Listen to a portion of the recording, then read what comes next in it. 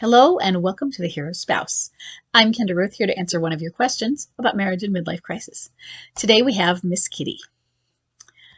Miss Kitty has a bomb drop of July 12th, 2022 and a date of marriage of 2008.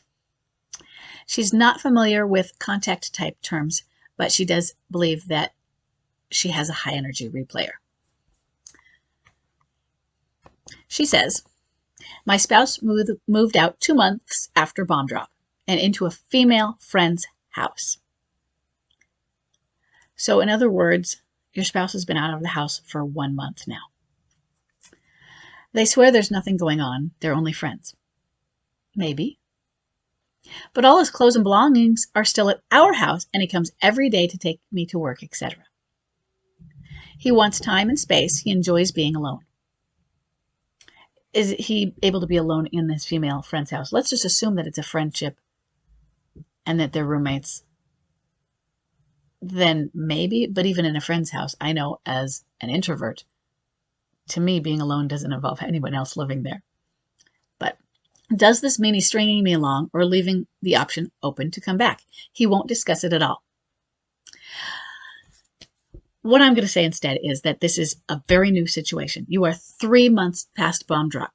So stringing you along, maybe it does mean that.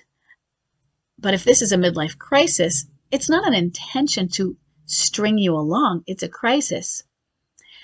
And he is at least a boomerang right now, possibly a clinging boomerang. He comes every day to take you to work and things. Every day. So not only do you have frequent contact, but there's something where he's not just dropping the kids off. We have boomerangs who, the reason they have contact is because they have kids and he drops the kids off regularly. Maybe he's nice, but he doesn't do things like take you to work. He doesn't know what he wants. MLCers know they have to get out, know they have to have the space. There is a compulsion and an urge to run. Get me some space. I have to have it. But I don't want to lose what I have. But I can't exist in it right now. I have to figure this out. It's like an energy buzzing around you saying, go, go, go, run, run. And you have to do it. I'm not saying there's a voice in his head literally, but there's some feeling and you don't always know what it arises from. And you just have to bolt. But he doesn't want to be gone. So when you say, is he stringing you along? I would need to see more that is an intention. And I don't think that's an intention. It might be an end result that you're being strung along. But with a boomerang, especially a clinging boomerang, that's what it comes down to. There are mixed messages. They want you, they don't want you. They aren't sure about you. He won't discuss it. What is there to discuss? You and I know there's things to discuss, but what I mean is I don't know what I want, so I don't have something to discuss. I'm too confused. What is there to discuss? I just need to be alone. What is there to discuss? And every time he discusses it, it's more not being alone. It's more in my head. Can you guys just stop? Get out of my head for a while. I'm an introvert, and I need quiet space because I have a lot of noise in my head. And I've got my kids. There are 5 of them. And the youngest is 5. They're 5, 6, 9, 9, and 10. And they can be noisy. And sometimes can everybody just be quiet? It feels like I'm in a panic. But I'm just trying to get some thoughts into my head. And that's what I get a sense of is discussing it isn't him allowing it to go through the thoughts and boil on his own for a while.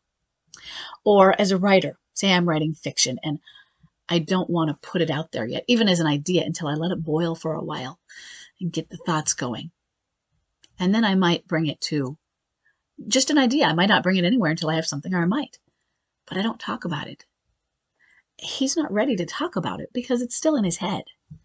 And it's confusing. And it's hard because that he won't talk about because he's not ready to discuss isn't a story he's writing about, but it's his life, and his life is your life. And so it's really hard and it's hard to understand. But it kind of probably increases some level of anxiety or panic, or can't you just leave me alone? It can feel like a fly buzzing at you and it won't go away and it won't go away. And it doesn't mean you are an annoying person, but he has an extra sensitivity right now to it, which is why he just needs that space. Now, is this other person an alienator or not? I can't tell you. Yeah, sure, I can tell you. Everyone's going to say, that's suspicious. But who knows? Maybe it could be.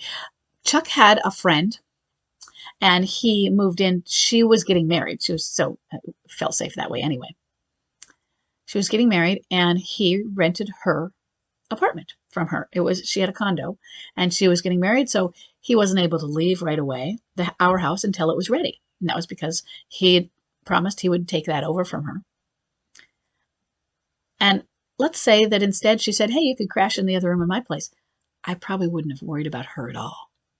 At least not, I wouldn't have worried about her being an alienator. I might have worried about her, wasn't her personality, but I would have still done it. Worried about her and instigating or being more conducive to an affair partner coming over and that sort of thing. And knowing the type of person she was, and I have not seen her since this, she would have been against that, but she was into letting him have her apartment, and she was not taking sides, which isn't bad or good, but it still felt hurtful at the time. And I think there would have been just my own pain would be the worry, because as a personal friend, an absolutely platonic relationship, is that where he is with this person or not? It's always possible. But if you don't have that solid feeling, it's suspicious as well. Don't go asking about it. It might be what it is, an affair. It might be what it says it is, not an affair. And you're going to have some other things to deal with if or when you find out that he is either there is an alienator, and it is her, or it is somebody else. And then you're going to have some things to deal with if you find it's somebody else and she is instigating it, or she is enabling it or helping it along, even if she's not introducing him to it, to the person. Because what are you going to do then? For right now, I'm going to just validate his need for space. And he seems to have a need for you, not just an obligation and a duty, because they run from that. And he's still coming, and he's still taking you to work. You say, take me to work, etc. Right now, build on that foundation of friendship that you can do during the time you're together.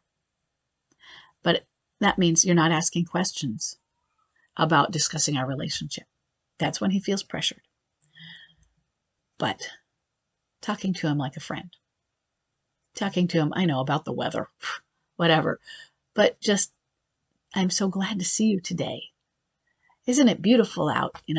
Life is great. I hope you're doing well. It's been really nice that I've had my space too. Look what I did with the time.